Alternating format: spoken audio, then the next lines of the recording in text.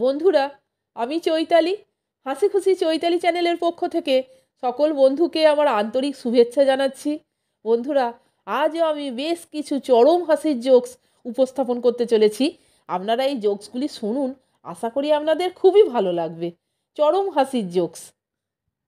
স্বামী তার স্ত্রীকে বলছে, তুমি কি জানো আমার ক্ষমতা কত? স্ত্রী, না গো, একটু দেখাও তো। স্বামী, ওই যে দেখছো ট্রেনটা আসছে, ওটাকে আমি এখনই থামিয়ে দিতে পারি। এ কথা শুনে তখন স্ত্রী বলছে, দাও তো দেখি। স্বামী লাল কাপড় উড়িয়ে ট্রেন থামালেন। সঙ্গে সঙ্গে গার্ড সাহেব ট্রেন থেকে নেমে এসে থামানোর কারণ জানতে চাইলেন। স্বামী, আমি স্ত্রীকে আমার ক্ষমতা দেখাচ্ছিলাম। এ কথা শুনে গার্ড তার পিছনে সজোরে একটা লাথি দিয়ে চলে গেল। স্ত্রী, গার্ড তোমাকে লাথি দিল, তুমি কিছু বললে না? এ কথা শুনে তখন স্বামী বলছে, আমার ক্ষমতা আমি দেখিয়েছি, সে তার ক্ষমতা দেখাবে না?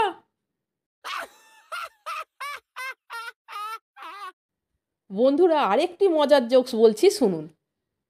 ঘনাদা বাথরুমে স্নান করতে গেলে তার ফোনে কল আসে।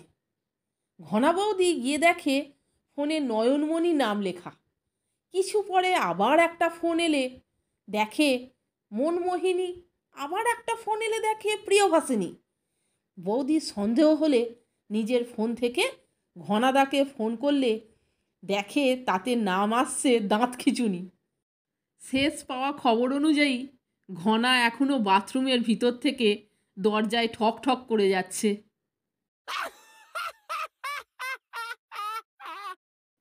বন্ধুরা, আরেকটি মজাদার জোকস বলছি, শুনুন। একদিন দীনেশবাবু গণেশবাবুকে বলছেন, আচ্ছা গণেশ, বলো তো, একটা আস্ত কমলা লেবু জলে ভাসে, কিন্তু একটা খোসা ছাড়ানো কমলা লেবু জলে ডুবে যায় কেন? এ কথা শুনে তখন গণেশবাবু বলছেন, তুমি যদি পুকুরে স্নান করার সময় কেউ তোমার কাপড় জামা নিয়ে পালিয়ে যায়, তখন তুমি কি করবে? নিঃসন্দেহে নিজেকে জলের নিচে লুকিয়ে রাখবে।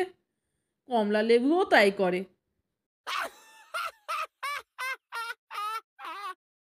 বন্ধুরা, আরেকটি চরম হাসির জোকস বলছি, শুনুন। টমাটো আর পেঁয়াজের গভীর বন্ধুত্ব ছিল। একদিন টমাটো পেঁয়াজকে বলছে, আচ্ছা, তোকে খাওয়ার পর মুখ থেকে দুর্গন্ধ আসে কেন? এ কথা শুনে তখন পেঁয়াজ বলছে, আমি তো স্নান করি না, তাই। টমাটো, কেন স্নান করিস না? তখন পেঁয়াজ বলছে, কেমন করে স্নান করব? কাপড় ছাড়তে ছাড়তেই তো সন্ধে হয়ে যায়।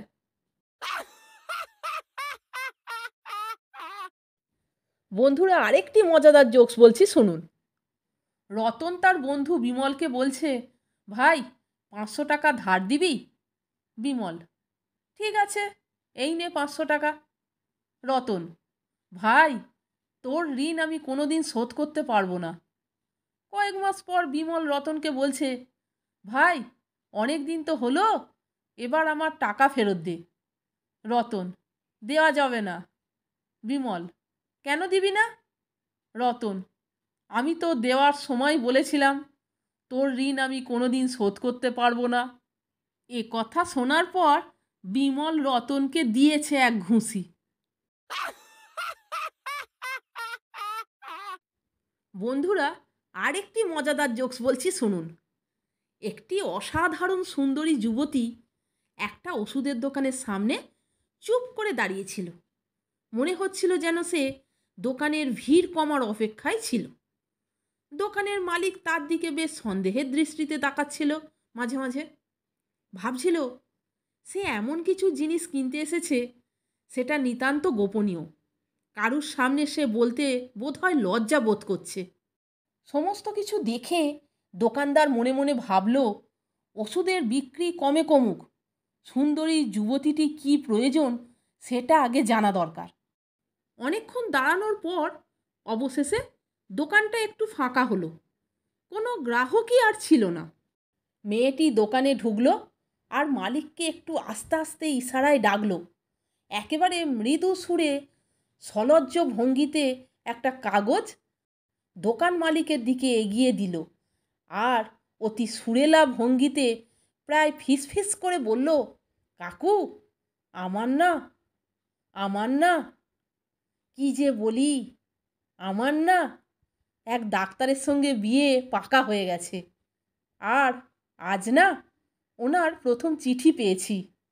ডাক্তারের হাতের লেখা তো আপনারাই পড়তে পারেন, তাই একটু এটা পড়ে শোনাবেন? আমি কিছু বুঝতে পারছি না কাকু। এ কথা শুনে দোকানদার বেহুঁশ। তাহলে বন্ধুরা, এই মজাদার এবং হাসির জোকসগুলি আপনারা শুনলেন তো? যদি ভালো লাগে তাহলে একটা লাইক, কমেন্টস এবং আমার চ্যানেলটিকে সাবস্ক্রাইব করে আমার পাশে থাকবার অনুরোধ করলাম। এই রকম আরও অনেক হাসির গল্প, মজার গল্প, হাসির জোক শুনতে বন্ধুরা প্লিজ আমার চ্যানেলের ভিডিওগুলো আপনারা একটু দেখুন। ভালো লাগলে বন্ধুদের মধ্যে শেয়ার করে দেবেন। আপনারা সকলে ভালো থাকবেন, সুস্থ থাকবেন। আমি আবার আসছি পরের দিন অন্য কোনো হাসির গল্প, মজার গল্প, হাসির জোকস নিয়ে। ভিডিওটি সম্পূর্ণ দেখার জন্য এবং এই মজাদার জোকসগুলি শোনার জন্য আপনাদের আমি অসংখ্য ধন্যবাদ জানাচ্ছি।